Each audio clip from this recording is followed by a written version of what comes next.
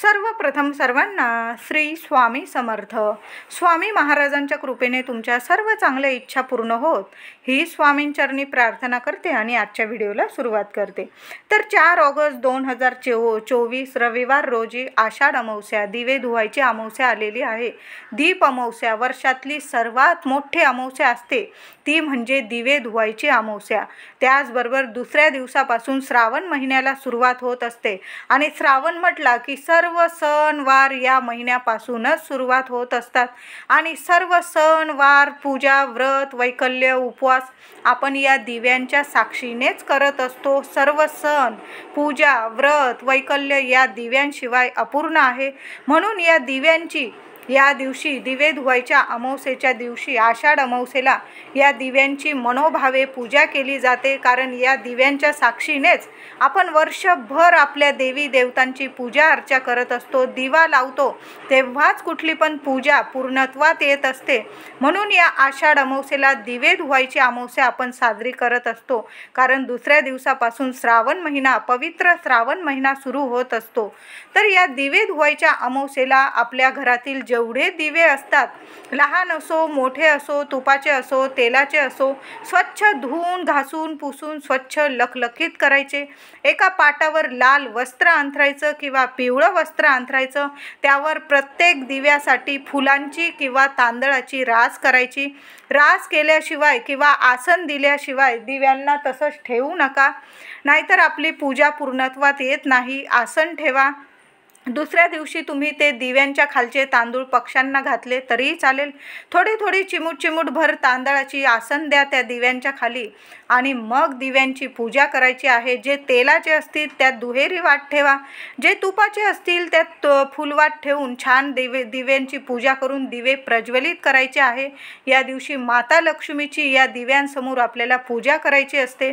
अखंड लक्ष्मी नांदू दे हाच आशीर्वाद माता लक्ष्मीकडून मिळावा. प्रत्येक स्त्री आपल्या घरात माता लक्ष्मीकडे हेच मागणं मागत असते आणि दिव्यांच्या अमावस्येला हे मागणं माता लक्ष्मी नक्कीच पूर्ण करत असते. म्हणून दिव्यांच्या अमावस्येला गटारी अमावस्या करू नका. काही लोकांच्या घरी गटारी अमावस्या म्हणून साजरी केली जाते असं नाही.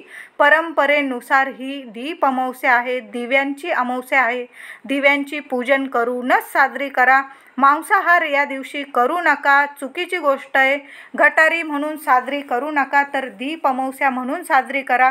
आपल्या घरातील लेकरं असतील त्यांना ओवाळायची ही अमावस्या असते. खरं वर्षभराची इडापिडा दूर व्हावी आपल्या लेकरांवरून, म्हणून या दिवशी आपला मुलगा असो, मुलगी असो, घराचा वंश चालवणारा दिवा असो किंवा घराला उजळ करणारी ती पंथी असो, आपल्या लेकरांना या दिवशी आईने किंवा घरातील मोठ्यांनी दिव्यांनी ओवाळायचं असतं. यालाच खरी दीप अमावस्या म्हणतात.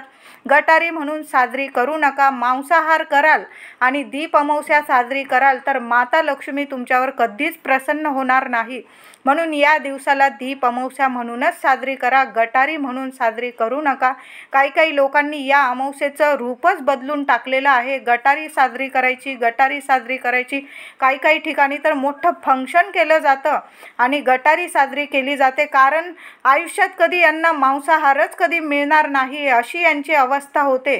तर असं करू नका. फक्त महिनाभरच आपण पाळतो, फक्त श्रावणच पाळायचा असतो. काही वर्षभर आपल्याला मांसाहार बंद आहे असं काही नाही. महिनाभरच मांसाहार आपण खात नाही, तर फक्त या दिवशी मांसाहार टाळायचा आहे. तुम्ही आधीच खाऊन घेतला तरीही चालेल. फक्त 3 तारखेला अमावस्या प्रारंभ, 3 तारखेला म्हणजे 3 ऑगस्टला दुपारी 3:50 ही आषाढ अमावस्या प्रारंभ होत आहे आणि 4 ऑगस्टला सायंकाळी 4:42 अमावस्या समाप्ती आहे. 3 तारखेला शनिवारी आणि 4 तारखेला 4 ऑगस्टला आषाढ अमावस्या आहे. या दिवशी मांसाहार वर्ज्य आहे. मांसाहार करू नका, नाही तर तुम्ही कितीही दीप अमावस्या साजरी केली त्याचा काहीही उपयोग होणार नाही. माता लक्ष्मी तिथे प्रसन्न राहत नाही. सर्वात मोठी अमावस्या आहे आणि अमावस्येलाच आपण लक्ष्मी पूजन करत असतो. कधीच कुठल्याच अमावस्येला मांसाहार करू नये असं शास्त्रात सुद्धा म्हटलेलं आहे. म्हणून मांसाहार या दिवशी चुकून बघून सुद्धा करू नका. या दिवशी दीप अमावस्या साजरी करा. आपल्या लेकरा बाळांना ओवाळून ही दीप अमावस्या साजरी करा. आपल्या देवी देवतांना घसून पुसून स्वच्छ करा या दिवशी, कारण दुसऱ्या दिवसापासून श्रावण महिना सुरू होत आहे. आपल्या घरातील दिव्यांबरोबर आपले देवसुद्धा या दिवशी लखलखीत स्वच्छ करा. देवांची पंचामृताने अभिषेक घालून पूजा करायची आहे. जर असं लवकर उठा महिलांनो, आणि आपल्या देवघरात एकदम छान देवपूजा करायची आहे. आपल्याला आपल्या घराच्या उंबरठ्यावर हळदीचं लेपन करायचं आहे. आपला मुख्य दरवाजा सुद्धा स्वच्छ पुसून घ्यायचा आहे. हळदी कुंकू ओलं करायचं आणि मुख्य दारावर सुद्धा एक स्वस्तिक काढायचं आहे.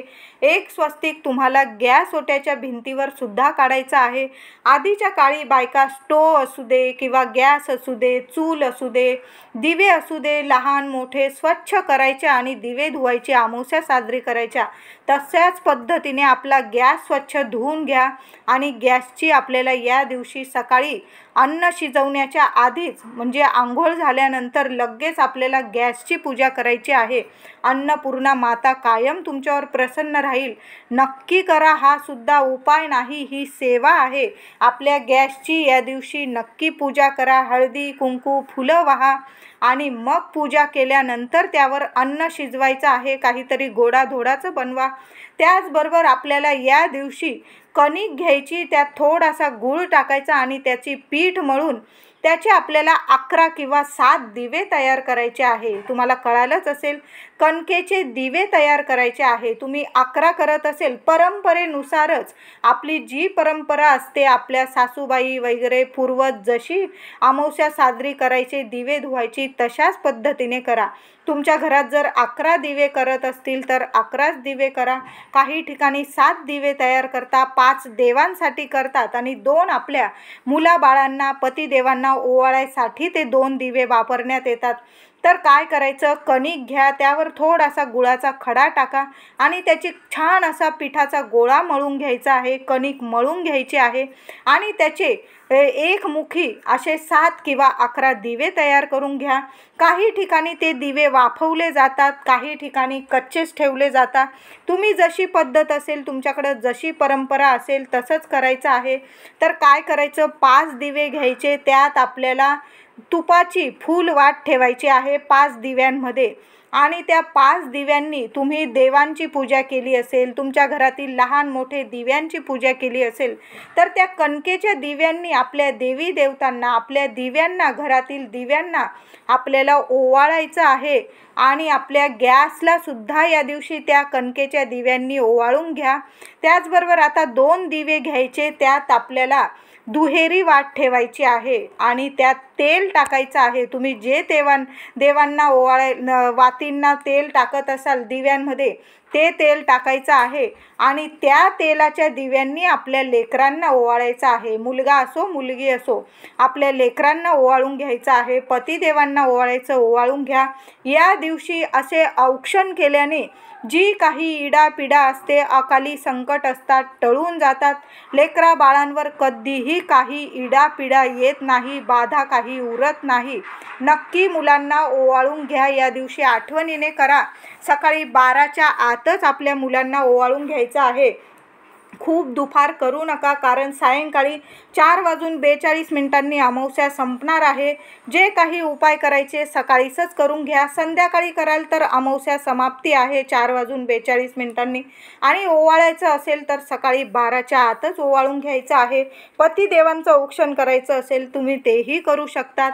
त्याचबरोबर देवांना कधी पण तुपाच्याच दिव्याने ओवाळावं आणि आपल्या लेकरांना किंवा कुठल्या व्यक्तीला ओवाळायचं तर ते तेलाच्याच दिव्यांनी ओवाळायचं असतं. म्हणून 5 दिवे तुपाचे करा आणि 2 दिवे आपल्या लेकरांसाठी करायचे आहे. तुम्ही 11 दिवे बनवत असाल तर तुम्ही तशा पद्धतीने करू शकता. मी सांगितलं तशा पद्धतीने सुद्धा तुम्ही 7 कणकेचे दिवे 5 देवांसाठी आणि 2 लेकरांसाठी अशा पद्धतीने सुद्धा करू शकता. आता पितृदेवतांसाठी काय करायचं, तर पितृदेवतांसाठी आपल्याला थोडासा अळणी भात शिजवायचा आहे. थोडासा अळणी भात शिजवा आणि थोडासा 12च्या आतच हा उपाय करा. सकाळी 12च्या आत हा उपाय करायचा आहे. सकाळी लवकर उठा. या दिवशी आंघोळीच्या पाण्यात, स्वतःच्या आंघोळीच्या पाण्यात मूठभर खडं मीठ टाका आणि थोडीशी लिंबाची पालं मिळाला तुम्हाला, लिंबाचा पाला तो सुद्धा टाका. चिमूटभर हळद टाका. नावाला सुद्धा नकारात्मकता तुमच्या जवळ फिरकणार नाही. तुमच्या अंगात असेल, शरीरात असेल नकारात्मकता, निगेटिव्हिटी ती उरणार नाही. मन कसं तुमचं कायम प्रसन्न राहील. कारण अमावस्या पौर्णिमा अशी तिथी असते की निगेटिव्हिटी जवळ येण्याचा प्रयत्न करत असते, नकारात्मकता जवळ येण्याचा प्रयत्न करत असते. म्हणून ती नकारात्मकता घालवण्यासाठी आपल्याला स्वतःला उपाय सुद्धा करायचे असतात. आपण महिला सगळं काही करतो, स्वतःसाठी काहीच करत नाही. म्हणून या दिवशी आंघोळीच्या पाण्यात थोडंसं खडं मीठ टाका आणि मग आंघोळ करायची आहे. नक्की करा. घरातील सर्वांना असा उपाय करायला सांगितला तरीही चालेल. नक्की हा उपाय करा. त्याचबरोबर तो दही भात घ्यायचा आहे आपल्याला. भात शिजवल्यानंतर त्यावर थोडंसं दही टाका आणि वरती गच्चीवर आपल्या पितृदेवतांच्या नावाने तो दही भात वरती गच्चीवर ठेवून यायचा आहे. तुमच्याकडं पितरांचे, तुमच्या पूर्वजांचे फोटो असतील पुसून घ्या. एक दक्षिण दिशेकडं तोंड करून दिवा लावून द्यायचा आहे. फोटो नसतील तर माठ असेल तुमच्याकडं, माठाकडं एक दिवा लावायचा, पण त्या दिव्याचं तोंड दक्षिणेकडं आलं पाहिजे. अशा पद्धतीने आषाढ अमावस्येला एक दिवा नक्की प्रज्वलित करायचा आहे. त्याचबरोबर दोन्ही वेळेला मुख्य दाराशी दोन्ही वेळेला आपल्याला तुपाचे किंवा तेलाचे तुम्ही जे दिवे लावत असाल माता लक्ष्मीच्या स्वागतासाठी, दोन्ही वेळेला माता लक्ष्मीच्या स्वागतासाठी आषाढ अमावस्येला दिवे लावायला चुकू नका. दाराच्या दोन्ही साईडला लावलं तर अतिउत्तम. माता लक्ष्मीचं या दिवशी स्वागत करा, अखंड वास करेल. त्याचबरोबर आपल्याला 3 तारखेला पिंपळाचं पूजन सुद्धा करायचं आहे. अमावस्या प्रारंभ दुपारी 3:50 होणार आहे. तर तुम्ही काय करायचं, संध्याकाळी 5 नंतर जरी तुम्ही पिंपळाच्या जवळ गेलात तरीही चालेल. तांब्याभर पाणी घ्या, त्यात थोडंसं चमचाभर दूध घाला आणि ते पाणी त्यात थोडी चिमूटभर साखर घातली तरी चालेल. ते पाणी घेऊन पिंपळाच्या झाडाखाली जायचं आहे. ते पाणी अर्पण करा आणि पिंपळाला 11 प्रदक्षिणा मारायच्या आहे. 11 प्रदक्षिणा मारताना ओम नमो भगवते वासुदेवाय नमः हा मंत्र जपायचा आहे आणि मग घरी यायचं आहे. बघा, आषाढ अमावस्येला पिंपळ पूजन कराल तर कसलीच कमी उरणार नाही तुम्हाला. पैसा, आर्थिक स्थिती तुमची इतकी मजबूत होईल. नक्की हा उपाय करा. प्रत्येक इच्छा मनातील तुमची पूर्ण होणार आहे. तर दीप अमावस्येला आपल्या मुलांची सुद्धा आपल्याला या दिवशी नजर काढायची आहे. या दिवशी थोडासा अळणी भात लवकर उठून आंघोळीनंतर शिजवूनच ठेवायचा आहे. थोडासा आपल्या पितृदेवतांसाठी गच्चीवर दही भात साखर घासभर ठेवायची आहे. पितृदेवता कायम प्रसन्न राहतात. दर अमावस्येला पितृदेवतांचं नाव घेऊन थोडासा दही भात साखर आपल्याला कावळ्यांना ठेवायची असते. गच्चीवर ठेवा किंवा घरासमोर, घराबाहेर ठेवलं तरी चालेल. त्याचबरोबर आता मुलांची दृष्ट कशी काढायची. सर्वात मोठी अमावस्या आहे दिवे धुवायची अमावस्या. दीप अमावस्या आपल्या लेकरांची, आपल्या वंशाच्या दिव्यांची सुद्धा आपल्याला दृष्ट काढायची आहे. मुलं असतात, लहान असू दे मोठे असू दे, प्रत्येक आईने आपल्या लेकरांची या दिवशी दृष्ट नजर नक्की काढा. घासभर भात घ्यायचा आहे. 2 विड्याची पानं घ्या. विड्याची पानं नसेल एखादा कागद घ्या, त्यावर घासभर भात ठेवा. त्यावर 2 सुक्या लाल मिरच्या ठेवा. मिरच्यांना देठ असले पाहिजे याची काळजी घ्या. त्यावर थोडंसं खडं मीठ ठेवायचं आहे. या 3 गोष्टी, भात, खडं मीठ आणि सुक्या 2 लाल मिरच्या घ्यायच्या आणि मुलांना पूर्व पश्चिम उभं करायचं आहे आणि मुलांवरून हे तिन्ही वस्तू आपल्याला 7 वेळा डोक्यापासून पायापर्यंत उतरवून घ्यायच्या आणि वाहत्या पाण्यात ह्या वस्तू विसर्जित करायच्या आहे. तुम्हाला वाहतं पाणी नसेल, एखादं झाड असेल तिथं थोडंसं माती उकरून घ्या आणि त्याखाली टाकून दिलं हे तरीही चालेल. फक्त कुणाच्या पायाशी येईल असं टाकू नका. आपल्यामुळे अमावस्या पौर्णिमेला कोणाला त्रास होईल असं करू नका. अशा पद्धतीने मुलांची दृष्ट काढायची आहे. मुलांना कशीही लागलेली नजर बाधा असेल, दृष्ट असेल, मुलांची प्रगती थांबली असेल, नकारात्मकता असेल, निघून जाईल. बाहेरील काही वारं असेल, बाहेरील बाधा असेल, काही कोणी त्रास देत असेल, इडापिडा सर्व टळून जाईल. अशा पद्धतीने दृष्ट नक्की काढा. त्याचबरोबर एक नारळ सुद्धा आपल्याला आपल्या घरावरून 7 वेळा ओवाळून घड्याळाच्या दिशेने ओवाळून आपल्या मुख्य दाराबाहेर जा, एक नारळ घ्या, शेंडी आपल्या दाराकडं घराकडं आली पाहिजे अशा पद्धतीने नारळ धरून आपल्या घरावरून 7 वेळा उतरवून तो नारळ तुम्ही कुठेही कचऱ्यात टाकून दिला तरीही चालेल, फक्त कुणाच्या पायाशी येणार नाही याची काळजी घ्या. हा सुद्धा उतारा आपल्या घरावरून नारळाचा उतारा नक्की करा. मुलांची पण अशा पद्धतीने दृष्ट काढून टाका. संध्याकाळी आपल्याला आपल्या घरामध्ये कापूरवर 5 लवंग जाळायचे आहे आणि 1 तेजपत्ता नक्की जाळा. माता लक्ष्मी धावत धावत तुमच्या घरात येईल. या दिवशी गाईला सुद्धा ताजी पोळी, गूळ आणि तूप लावलेली चपाती 1 नक्की खाऊ घाला. नेहमी तुमच्या घरात बरकत राहील, लक्ष्मी टिकून राहील, मुलाबाळांची प्रगती होईल.